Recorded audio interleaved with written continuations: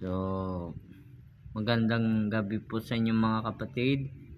So, nandito po ulit tayo na makinig ng salita ng ating Panginoon sa gabing ito. So, ito po ay pinapaalala sa ating Panginoon na tayo ay maglingkod sa ating Panginoon at manatili tayo sa Kanya dahil ito ay kailangan natin na maligtas sa mundong ito.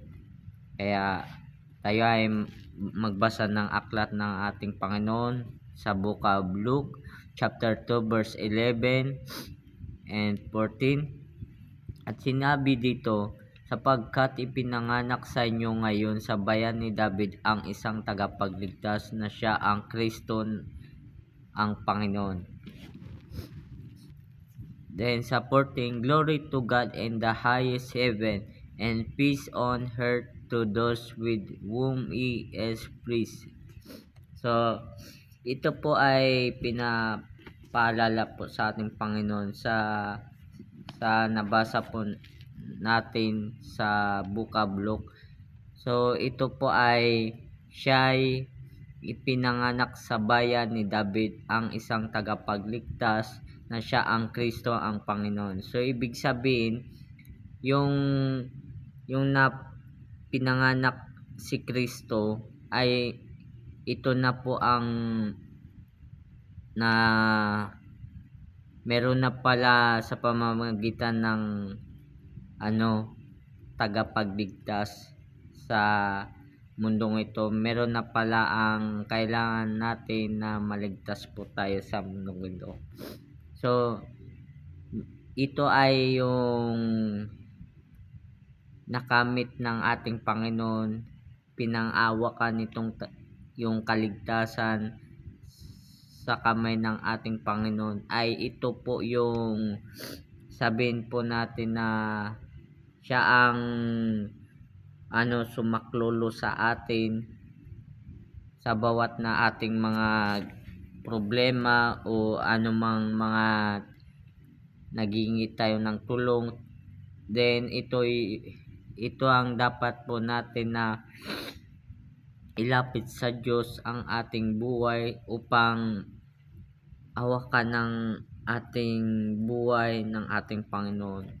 Kaya napakabuti ng ating Panginoon dahil ipinanganak siya sa bayan ni David. So, ibig sabihin, si Kristo ay pinako sa krus ng Kalbaryo ay ito po ay itinaya niya ang buhay niya alang-ala sa mga bayan na pinili ng Diyos at nanatili sa Kanya. Ay kailangan na ang bawat isa sa atin may kasalanan ay ito yung itinubos ng ating Panginoon ang Kanyang buhay na ipinako siya sa krus. Kaya ito po ay kailangan po natin pangawakan ang ating kaligtasan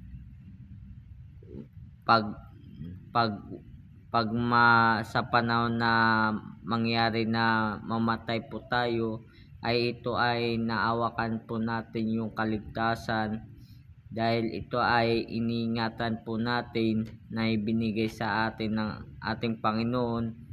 Ay kailangan po natin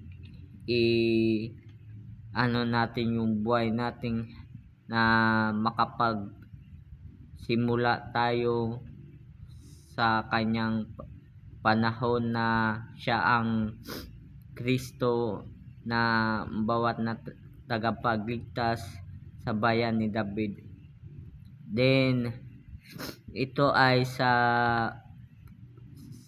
last na mensahe ng ating Panginoon sa 14, glory to God in the highest heaven.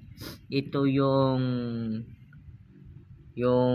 kadakilaan ng ating Panginoon na siya ang itinataas natin ang Kanyang pangalan sa kalangitan.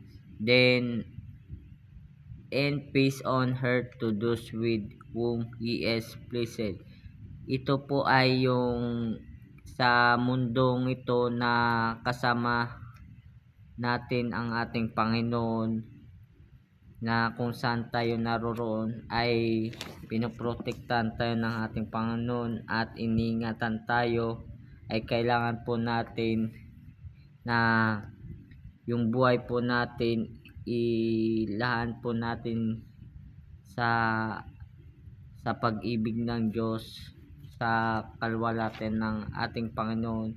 Ay ito po ay kailangan po natin na pagsikapan, mga kapatid at mga kaibigan, na kailangan po natin na magtiwala po tayo sa ating Panginoon at tanggapin po natin siya ng buong puso at kaluluwa. Kaya God bless po mga kapatid. So hanggang dito na lang muli. So pagpalain po kayo ng ating Panginoon.